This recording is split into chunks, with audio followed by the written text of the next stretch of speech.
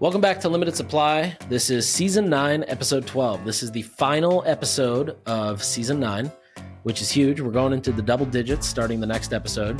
And I just want to say a big thank you to everybody who's been listening, whether you've been listening from Season 1 or you just started listening in Season 9 or you found me somewhere in the middle around Season 6. Huge thank you to you. Thank you for listening. Thank you for spending your Wednesday mornings or your Wednesday gyms, your Wednesday runs, your Thursday night walks, whatever it is that, puts me in your ears. I appreciate the time that you dedicate towards listening to this. I see all the numbers in the back end and, it's sick. We've got such an awesome community. Everybody that I've interacted with who's a listener is an awesome human, very smart, doing cool shit. And it's just cool. We've just got this cool group of elite marketers and operators and founders. And I'm very grateful to be a part of it and very grateful that you're listening. Going into the next season, if there's anything specific that you think I should be touching on more, touching on less, if you want me to bring back a segment, a lot of people have told me they want the Guess That Business segment back, whatever it may be. Even if you just like the podcast and you want to tell me that you like it, I'd love to hear from you. Shoot me an email, just n@sharma.com. That's my real email. I'll see your email. I'll shoot you a reply. Now, before we get into the main podcast for today, couple notes. One, did you guys check out the Q4 Summit? I mean, we got to talk about this for a second. This was crazy. We did this last Thursday, and we had so many amazing speakers come. Not only did we have amazing speakers, which I'll tell you in a second, but we had just amazing sponsors, like everybody from Google to Snapchat to UBS to Recharge to Triple Whale, just the best sponsors that could actually help everybody who came. There was over 500 people who came. We rented out Terminal 5 in New York City. I first went there to see Elenium play a whole set a few years ago, and now we got to rent this out. It was so sick. And then we had the best speakers come. We had Harley Finkelstein, the president of Shopify. We had Keith Raboy, who started OpenStore. We had Ryan, who started Jolie. We had Stuart, who's the CEO of SkinFix. We had Kyle Cook from Loverboy and Summerhouse. We had Sandra Campos, the former CEO of Diane von Furstenberg and now the CEO of PetMeds, which is publicly traded. We had Ezra Firestone. We had the founders of Refinery 29. I mean, we had an insane lineup. And then we had so many others too. But there was such a great group of people who attended, great group of speakers and great group of sponsors. I was really pumped and very grateful that we were able to put this on. So we're going to be announcing the next event for Q1 soon. And so as soon as that comes out, I'll let you know. But if you want to sign up to get the first notice and make sure you get your ticket locked in, it's ecomfounders.com. Okay, last note is, did you check out the new Sharma Brands website? It is sick. It's finally, I'm sure so many of you guys have gone to the Sharma Brands website and just been like, yeah, what the fuck do you guys do? My mom used to say that, and it got on my nerves. So then we decided, you know what? She's right. We need to build a site that actually explains what we do and shows our work and allows us to show off what we did for Taco Bell and Rare Beauty and all these other amazing companies. So if you go to sharmabrands.com, check it out. Let me know what you think. And if anything looks good there, let me know. All right. I don't want to keep you on any longer. Let's get into today's episode. We're going to do a full listener mailbag. So without further ado, let me know what you think.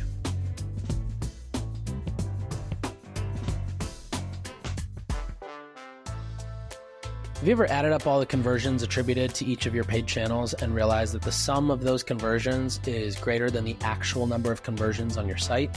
That's likely because most ad platforms tend to over-report and get more credit than they deserve for the conversions they drive. Today, sophisticated marketers are moving away from attribution and moving toward incrementality testing in order to maximize growth and understand efficiency. To find the incrementality of your marketing tactics, you have to run test and control experiments, but these tests are hard to do on your own, and that's why I recommend using House.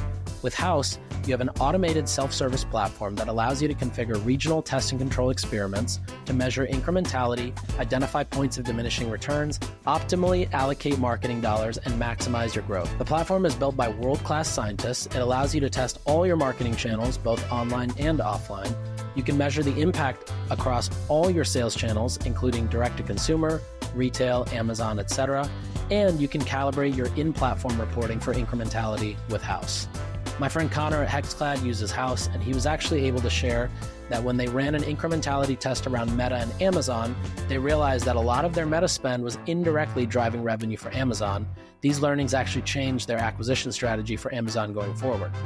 If you're a seven-figure brand and you're running on multiple marketing channels, I should say if you're at least a seven-figure brand, then you can potentially save millions of dollars by starting an incrementality practice and learn what's truly driving your business. House uses superior science and makes this type of testing accessible, and so I recommend you check them out. Go to house.io/limited. That's HAUS.io/limited to learn more and get a demo. Okay, so for today's episode, we're going to do a listener mailbag. This is what we do on the 6th episode of Limited Supply, and this is what we love to do on the 12th episode of Limited Supply.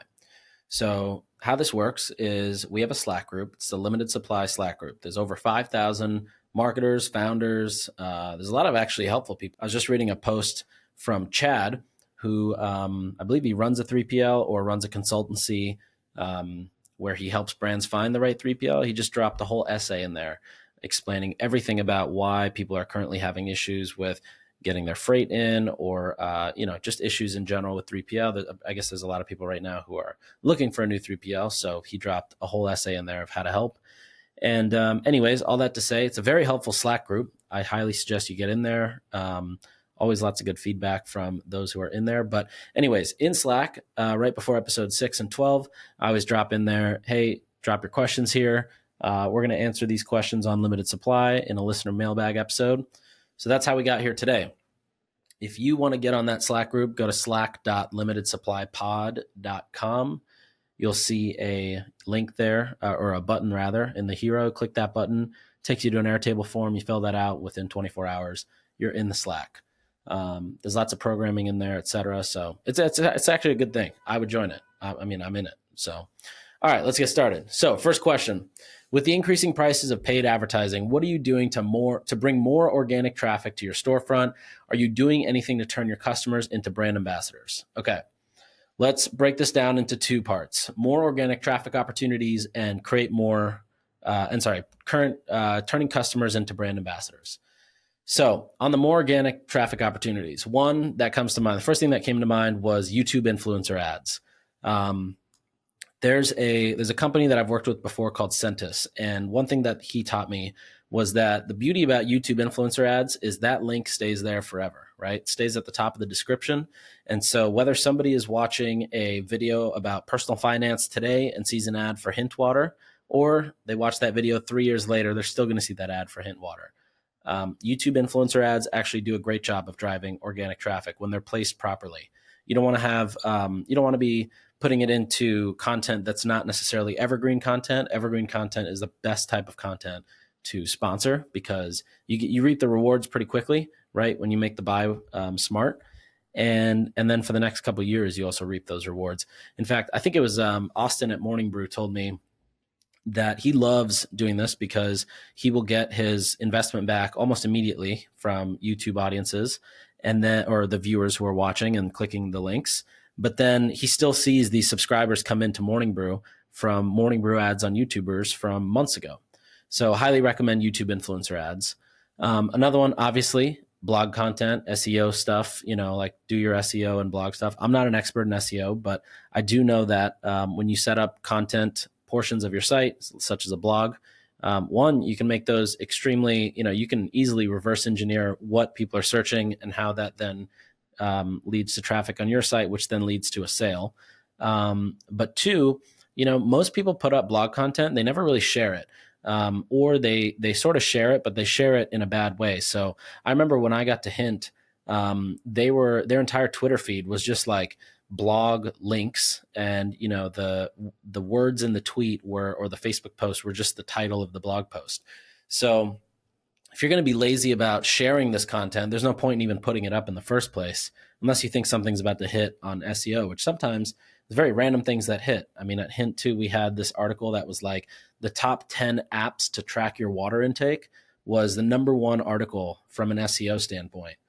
But going back to distributing the blog content, you really have to get creative with how you are putting it on these platforms. So obviously you have a piece of blog content that goes up. You can't just share the link on Twitter and Instagram stories and a Facebook post and expect that people are going to come, right? You've got to now, you've got something, you've now got to go into these platforms and figure out what is your hook, or how is it that you're going to actually get traffic out of this. And so a brand that actually does this really well, specifically around Twitter stuff, is Topicals, which is a skincare brand. They crush the Twitter game. They get a great amount of engagement, but also they have different creators they'll work with who will write full threads out explaining things. And so again, Threads, back to Twitter, is a great example of being native to the platform that you're trying to recruit traffic from. Same thing goes with Instagram stories. You have to have content that's like interesting so that somebody wants to go and find that link and then click it. In my opinion, every time you put up an article, you should have a thread on Twitter. You should have a shortened version on Medium. You could have the founder post something on LinkedIn that's kind of a blurb leading to the article. You should have a TikTok or 2 or 3 that explains why it's important to read, and maybe a fun fact or tidbit from the piece, and how people can easily go read it, maybe with a vanity link instead of just telling people to click the link in your bio. And the same thing with Instagram stories, especially if you can align blog content with things that are highlightable on your stories. So for example, let's say you're a beauty skincare brand, you're selling this hyaluronic acid, and one of your highlights is, WTF is hyaluronic acid.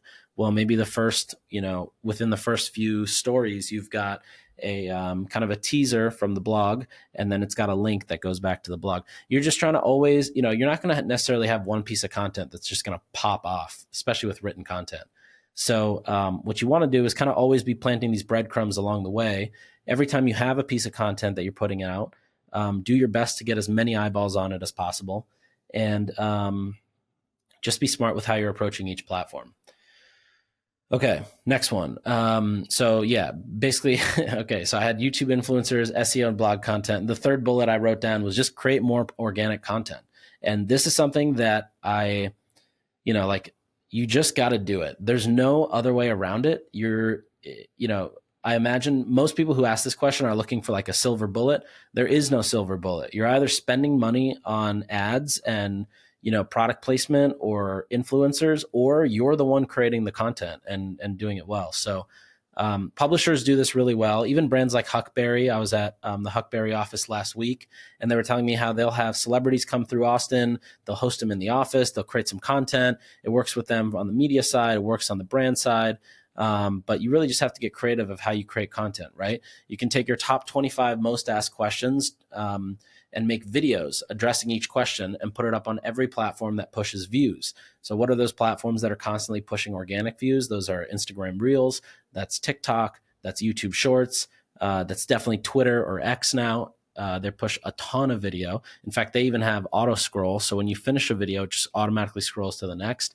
And LinkedIn even recently has been pushing a lot more. So if there's content you can put out in a form that makes sense for LinkedIn, you should also do that. What else can you do? You can partner up with smaller and higher engaged creators to create content and put out collab posts. This way you're getting exposure to other audiences. You can start seeding product to influencers. This is how David, the protein bar brand, just launched with so much hype. They sent thousands of bars out to creators to try. Jolie does this as well. This is how, if you remember one of the recent episodes, Ryan talked about making 17,000 pieces of content this year. That's all from properly seeding creators.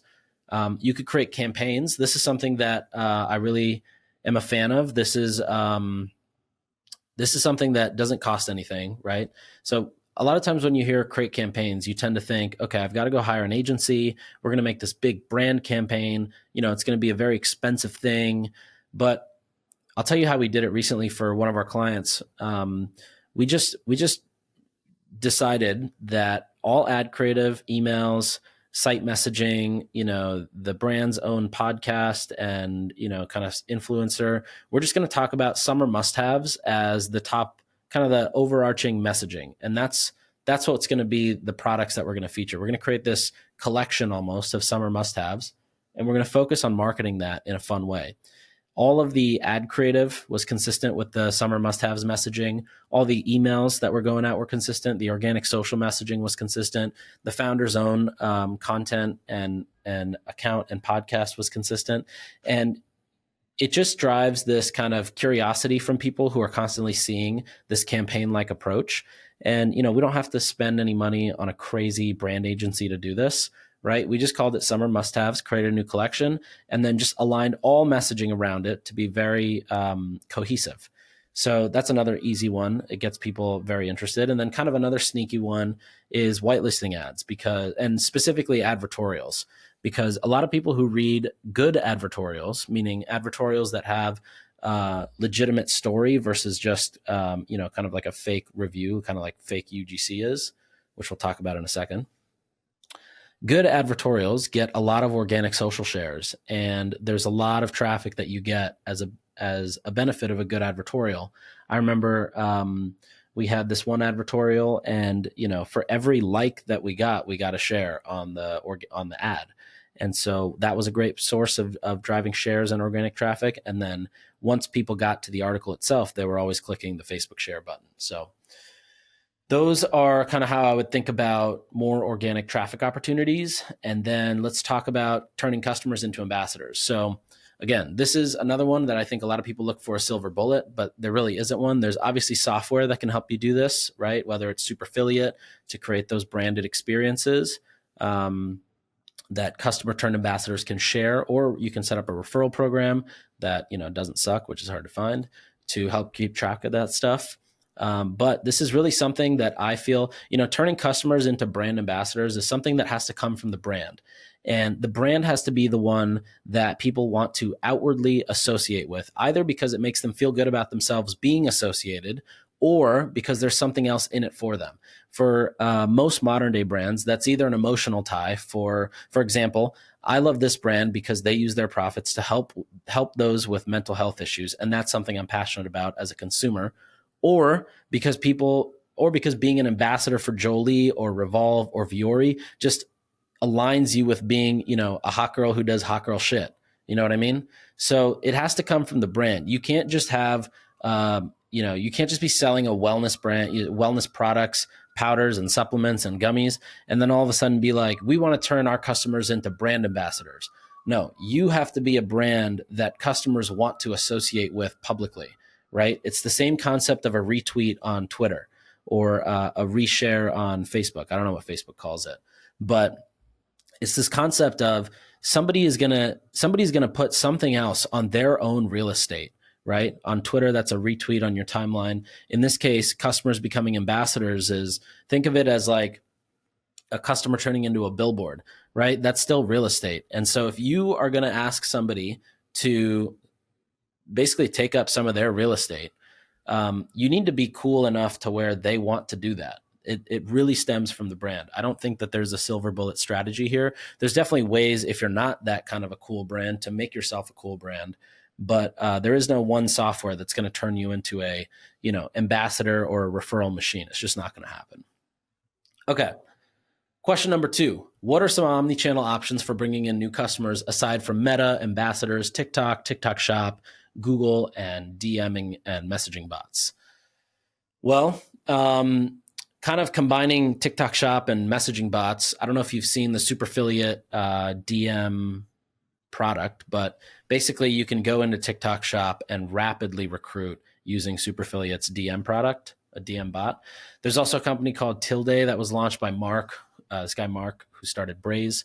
Allows you to converse with customers on WhatsApp. It's great for out-of-home campaigns and for helping customers in-store if they have questions.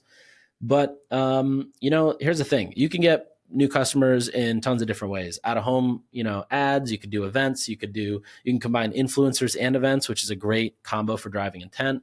You could run TV ads, podcast ads, Amazon ads. There's so many things you can do. And truly, you got to figure out what works for you, right? This is where I believe this episode is still sponsored by House. This is actually where a product like House comes in handy because you can run a segmented test and actually understand what incremental lift did, podcast ads actually drive in retail or online or on Amazon.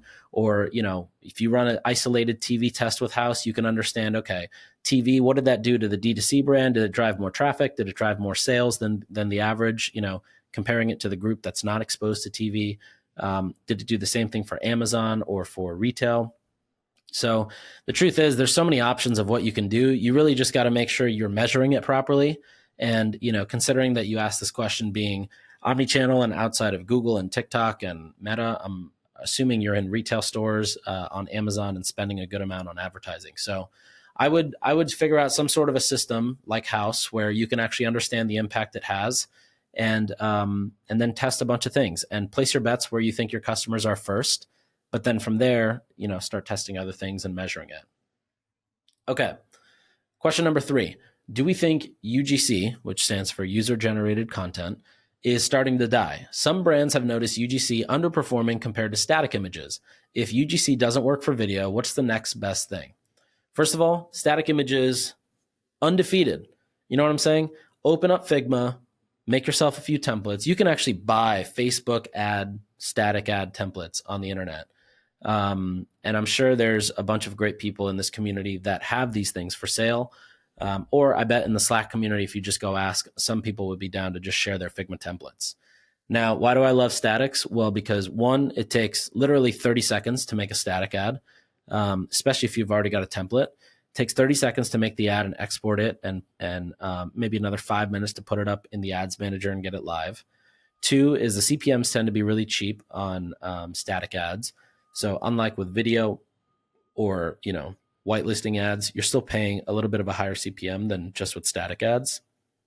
And 3 is, I'm just going to go back to 1 and 2. It's really just about speed. You can get it up and you can get it live and you can quickly see what's working. And depending on how much you're spending, you might know within a couple hours if it's going to hit or if it's not going to hit. But all that said, I don't think UGC is dead. I think the fake influencer era of UGC content has died. I don't think anybody wants to see fake wannabe actors try to sell you some high margin wellness supplement. However, when it's UGC, meaning user generated or created by a customer that is a true customer, verified purchase, used the product, found a real need, found a solution within the product, then I don't think those are dead. In fact, I think those work really well.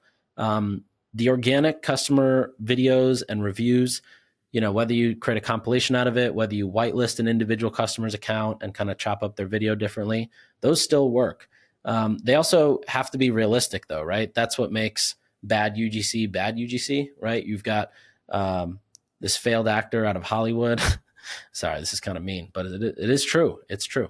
And they're just like, they open a box and, they start the video, let's unbox my new filtered shower head. I'm sorry, nobody cares about unboxing a new filtered shower head.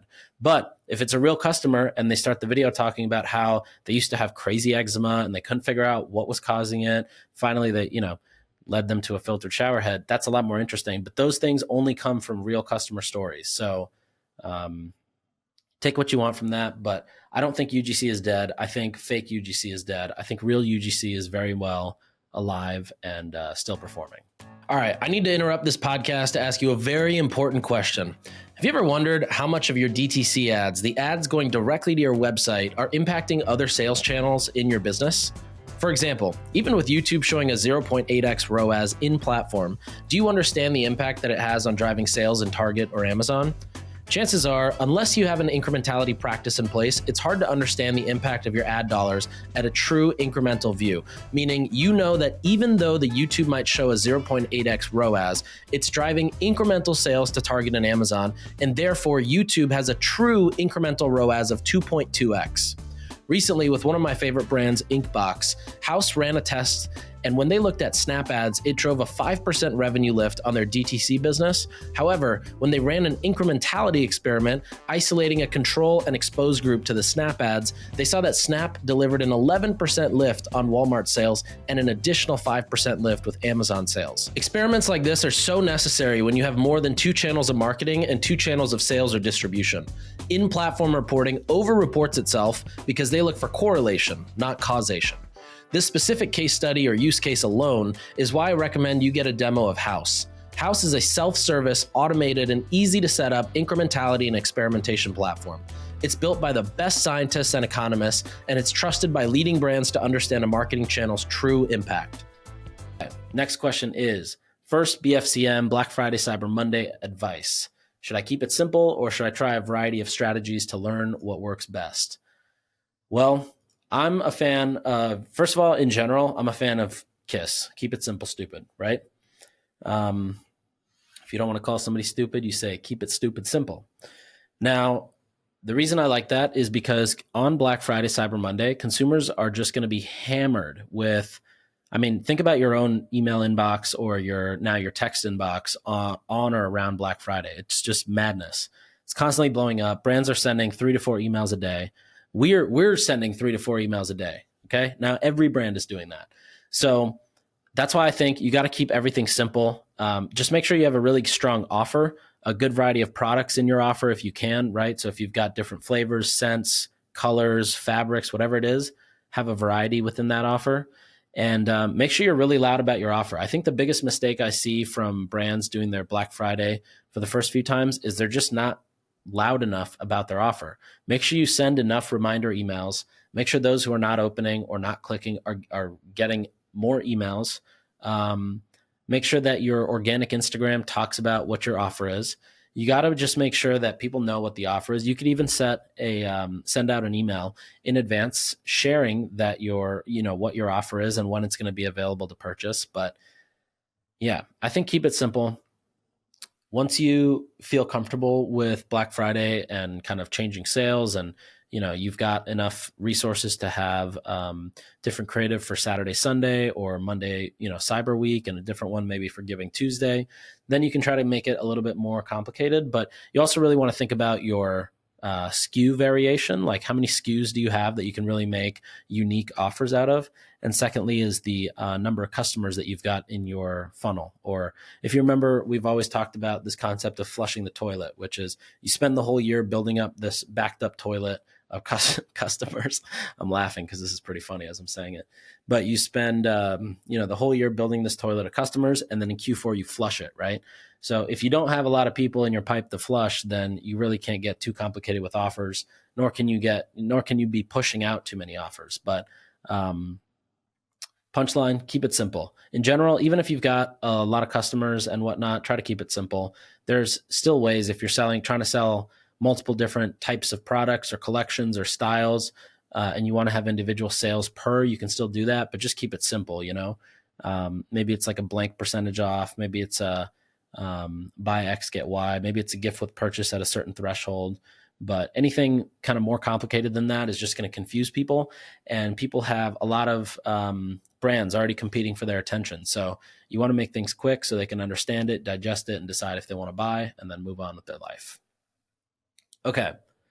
Question number 5. Can you share some details around going from product idea to actual production? There's lots of advice around landing pages, ads, and CRO, but what are the A to Z steps creating, sourcing, and producing the product? All right. Well, let me tell you this. I'm not an expert in this, but from my experience, there's a few different ways you can do it. There's product development agencies you could work with. So you could find agencies that are in, California and New York and Texas, wherever. I bet they're everywhere. And you work with them, you kind of help them understand what you're trying to build, the design, what inspires you. And similar to like how Sharma Brands would work with a client on a website where, we work with them around the style and the design, the branding, the finesse, everything. These agencies would work with you on the product side. So they'll really just make sure that they end up creating a product that you really love. And then sometimes they'll help you set up the whole supply chain behind it. So it's actually a huge advantage because sometimes when you're setting up your own supply chain, if you're going out and, your name is Carl and you're calling a factory in China, you might just get taken advantage of. But if you've got a team or an agency you work with, just like how, again, brands that work with us to build sites, we can walk them into companies and give them that Sharma Brands red carpet pricing on whether it's a tech stack or shipment rates or whatever it is. These guys can do the same thing around the supply chain. So they'll help you walk you into supply chain and kind of get you set up that way. That is the more expensive and bougie way to do it. You can also do things like you can find samples through Alibaba. I remember at one point I wanted to create a pillow brand, and I ordered 25 different pillow samples from Alibaba, and now I just have a really good pillow. But it really depends, right? Like if you've got cookware, if you've got furniture, if you've got food products, if you've got a beverage, they all kind of have different formulation concepts. But essentially, from my understanding, and I can definitely bring in an expert to talk about this on an episode, but from my understanding, it's basically you want to create your final kind of product of what you want with one party, and then you want to go find another party to help you scale production of that. And then of course you've got to figure out who your 3PL is and what warehouse you're using. And then you get the whole thing going. But I'll try to bring somebody on who's kind of an expert in this, and maybe we'll do a whole Q&A session in that episode about product development. Okay, question number 6. What are some ideas to capture customer data from in-store purchases to remarket to them online? For example, we use a warranty card in our retail boxes, but conversion rates are low. Okay, warranty cards are great. In fact, I wasn't really too keen on this concept until I saw how Bridge was executing this with QR codes and warranty and just the nice UX and UI around it. But when I think back on, like, I consider myself a tough consumer. I don't click every ad. I'm pretty skeptical. I don't necessarily scan a lot of things, like when I see QR codes. And you might be thinking I'm a douchebag. Well, I'm not. But what I do know is that the best box I've picked up and scanned and actually gone through with was probably Harry's. And that was because I think there was a discount towards the next blade refill. So I bought the shaving handle, and it came with a blade at Target. And then inside you scan something, it takes you to the site, and you get a discount on the next bundle of blades. Essentially, you really just need a reason for somebody to pick up their phone and spend 3 minutes going through whatever your flow is. So, keep in mind that people are motivated by discounts, convenience, free products, deals, or if you're a product like Jolie or Harry, you need that next refill. So you'll scan for that reason, right? There's a health reason or a sanitation reason or a blade sharpness reason. So if you've got your own angle and your reason there, then you use that. If you don't have that, then default to discounts, convenience, free products, deals, etc. Okay, question 7. What are the best practices for post-purchase follow-ups? How many surveys are too many? How do you balance collecting beneficial data without overwhelming the customer? Okay, first place you can start collecting data is a post-purchase survey. This is all stuff you can easily add to a customer profile as they're answering it. And you want to ask simple questions like, how'd you hear about us? Or, where'd you hear about us? How'd you find us? Which is important because you might think that Triple Whale is going to tell you that purchase came from Google, but the survey might actually tell you that the person discovered the brand through an influencer. So those are really important to understand. Second is, that's really the first place you want to start asking. Oh, and then of course you can ask questions like, how long did you hear about or how long have you known about our brand before making a purchase? Who are you buying the product for? If they say it's for somebody else, you can ask, okay, well, who are you gifting it to? So there's different things you can ask. You can ask them, what motivated them to buy the product, or what reason are they buying the product for? And you can kind of put what you think your 3 or 4 top answers are, and then leave an option for other. However, after the post-purchase survey, it really depends on what you're selling. So if you're selling something like beauty products or something that's consumable, has a high repeat purchase rate, they're probably going to come back soon. You might even have the opportunity to, sell a second or third product before the first product even arrives, or maybe within the first week of the product arriving. But if you're selling something that's going to move quickly, you want to reserve those first few opens of an email or a text message for selling more product or educating your customers on how, why, when, where to use your product, right? If you're a one-time purchase, like let's say you sell a weighted blanket, then you can probably follow up a couple weeks after the shipment delivery date. So they've had some time to use it, and now you can follow up and ask some questions, and those are also great and very beneficial. Now, if you're a one-time product, like a weighted blanket, and you're going into the holidays in Q4 and you've got this survey set up, then one thing you also want to remember is that a lot of these purchases are probably for other people. So make sure that you are either being cognizant of, you're turning off your survey request going out, or just swap it, like switch the questions out and talk about if they mentioned it was a gift, go really deep, understanding who is a gift for, why they gifted it, try to figure out how you can get more insights so that next Q4 in 2025, you feel a little bit more prepared going into this season. Okay. Question number 8, how do you balance brand versus performance marketing? Are they opposed, or is there strong overlap? When should a brand focus on awareness versus direct response? This is something that keeps coming up. And let me tell you, you cannot sacrifice brand marketing and just run performance marketing. And you cannot sacrifice performance marketing and just run brand marketing. You sort of, the way I think of it is, if you've ever seen that movie Cars, when Lightning McQueen is paving the road, he paves the road twice. The first time he paves the road, it's sloppy and very bumpy. And when Tow Mater is driving on the road, it's very, bouncy, and like all his rusty car parts start falling off. That's what happens when you don't really build a brand. You try to run performance marketing, right? You've got, you can probably get to like 10, 12 million, maybe 10 million without really building a brand and just running performance ads. But it's not realistic you're not building a brand. You're just selling product, maybe at an arbitrage efficiency on Meta. The second time Lightning McQueen builds that road out, it's very smooth. And then the cars driving over it, very smooth. They enjoy that drive.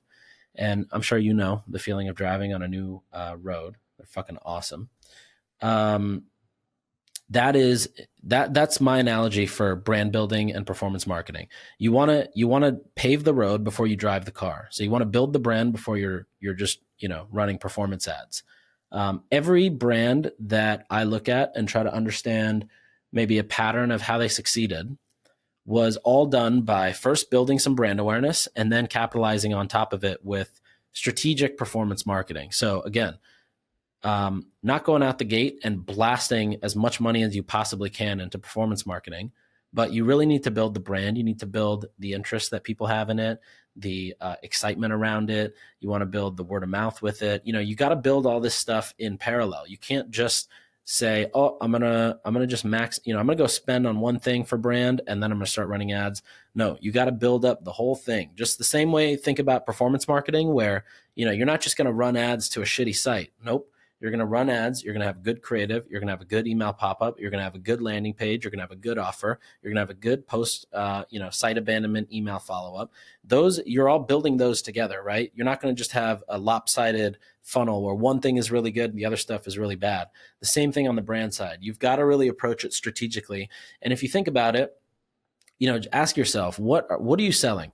If you're selling another supplement product, let's say you're selling I'm just going to say a vitamin C, because no one really just sells vitamin C, but substitute that for any other supplement or, whatever physical product, maybe it's a weighted blanket. If you're selling something that other people are selling, the only reason somebody's going to buy from you is either A, the price, or B, the brand, right? If we go back to what we were talking about earlier, the brand is how people feel, what gets them excited, what motivates them to want to align with them and even become a brand ambassador, right? If you don't have that stuff, you can't just run performance ads. It's not going to work. I've seen it happen. It doesn't work. Everybody gets frustrated. And then you think the problem is all the wrong things, but really the problem is you just need to build the brand. I think I should stop there. I'm getting heated now. Okay. Question number 9. What is the best way to achieve product market fit with a very limited budget? Well, there's four easy ways you can do it. And I'm going to basically go backwards. So I'm going to start with the most thorough way to do it to the least thorough, but still decent way to do it. So most thorough way, you can run a pre-launch landing page and see who purchases. So, you drive traffic to a landing page. Your landing page is properly explaining benefits and how it works and how it compares and all the things that a good landing page does. And you see what the conversion rate of people who purchase is. The people who purchase, you can, email them and say, hey, thanks so much for purchasing. We're just doing some testing, but we're not fully live, but we'd love to give you the product at half off or whatever when it launches for real. You can also use those people to then survey and ask them a bunch of questions. Now, the only downside, it is the most thorough, but the downside is because you're going for people who are purchasing, you're fully paying, full on CPAs to get that, right? It's not just CPLs, it's full CPAs, meaning you're paying Meta or wherever you're driving traffic to acquire a full customer, which is obviously more expensive. Now, the second way to do it is you run a pre-launch landing page and see who gives you their email. So you have a landing page, it talks about the benefits, kind of all the similar things, but you have an email collection or email submission. This is what Jolie did with the water report. They saw an insane success rate there, which is why everybody started to believe in it so much right away. Again, here you're not getting the purchase, but you are getting an email. It's it's still a great signal, but it's not as high intent, right? Third one, you can run a pre-launch landing page and understand the click-through rate from Meta ads. So you're not even really spending toward collecting emails, but you're more so just understanding what kind of messaging or is this messaging even interesting or relevant to the market by looking at click-through rate. And then the fourth way, which is the what I call the broke man's way to do it, which mad respect to those who do it this way, because this is honestly the best way to do it, in my opinion, is you just put out content on organic platforms and you see what resonates with the market. Strawberry Milk Mob, I've talked about that brand before. That's exactly what they did, and she's crushing it. Okay, question number 10. What are best practices for SEO and Shopify brands, particularly for site architecture, backlink strategy, and image alt text? Is filling out image alt text still important with AI advancements? If I'm being completely honest, I'm not the SEO expert at Sharma Brands, but I will get this question answered, and it'll either be in a newsletter, or maybe what I'll do is I'll bring an SEO expert on the podcast next season, and we'll just go super deep on how you should be setting up SEO as a Shopify brand. What are all the things you can do to maximize SEO? And for those who are on a more constrained budget, if you can't afford an SEO agency, what are the things you could be doing in-house or with a contractor? So maybe we'll do that for next season. Okay, last question here is question 11. This is unfortunately all the time we've got for today. Question 11 says, advice for solopreneurs trying to run a profitable top of funnel Facebook ads product. His products have an AOV, or different products retail at $35, $39, and $120 with an 80% margin. They're not consumable, and they have a low repeat purchase due to their high quality. What is the best campaign structure, necessary budget to test and get out of the learning phase, targeting, and how to set up and run tests on creative and copy? Okay, here's the thing.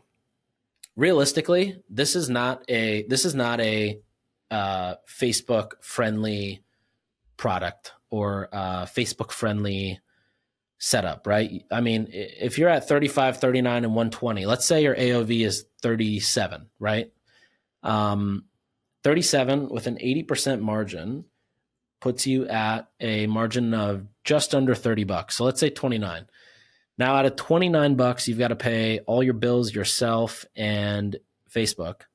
It's going to be very hard. I mean, it's not a Facebook friendly product. For Facebook, you either need high AOV, like, over a couple hundred, if it's a one-time purchase, or you need high consumption if it's a low AOV purchase, right? You got to rely on the second, third, fourth purchase. But if you're just running Meta ads to try to make this thing profitable on a $37 AOV, good luck to you, my friend. You must have some, maybe you're selling drugs or some gold, but it's probably not going to happen. You've got to figure out other ways to kind of build that brand. Now, the way you can get Facebook to work is if the brand is really high. In fact, if you've ever looked into, I doubt many people have, but if you've ever looked into like a very large retail brand or a brand that has crazy brand awareness, we're talking household name brands, and seen their Facebook ads, you would be mind blown at their CACs. Like, I'm talking about high-end fashion brands getting $30 CPAs, $20 CPAs. And why are they not spending $1 bajillion? I have no idea. But that said, it just goes back to saying you need to have the brand awareness to make your performance ads work properly. So in this case, trying to run a $37 AOV with performance only on Facebook, it's not a good setup. You're just going to be kicking yourself in the foot. Take that time and that intensity that you would put towards that and put it towards something that would work with Meta, or you figure out how to build the brand otherwise. Okay, that's all the time we've got for today. I hope today's episode was interesting. Shoot me an email, n@sharma.com. Let me know what you're excited about for next season. That's going to be starting in a couple of weeks. And I'll see you when I see you soon.